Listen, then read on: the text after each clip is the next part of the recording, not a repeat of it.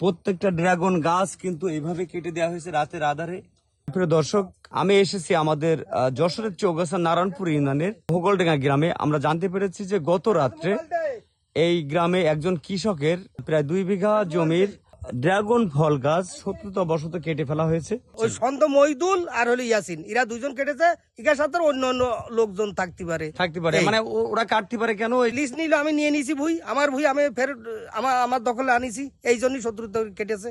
আনুমানিক কোনটাই দাঁড়াবে এটা তো বলতে পারবো না, বুঝলেননি? তো ব্যাপক ক্ষতি আনুমানিক হয়েছে। ব্যাপক, আমার 2 বিঘা জমির মধ্যে 3টে লাইন এই আলো সব কেটে দিয়েছে, 15 কাঠা মতো। প্রিয় দর্শক, শুনছিলেন কৃষকের আকুতি। আসলে এটা খুবই দুঃখজনক।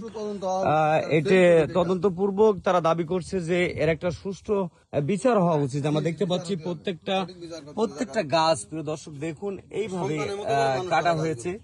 আসলে কৃষক যখন একটি ফসল উৎপাদন করে তখন কিন্তু সেই ফসলটা সন্তানের মতোই লালন পালন করে।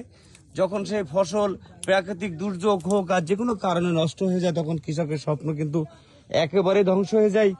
আর যদি এইভাবে শত্রুতা বশত হয় তাহলে তো আসলে কষ্টের কোনো শেষ নাই। আমরা দেখতে পাচ্ছি, প্রিয় দর্শক দেখুন আপনারা, এইভাবে প্রত্যেকটা গাছ কেটে কিন্তু সাবাড় করা হয়েছে।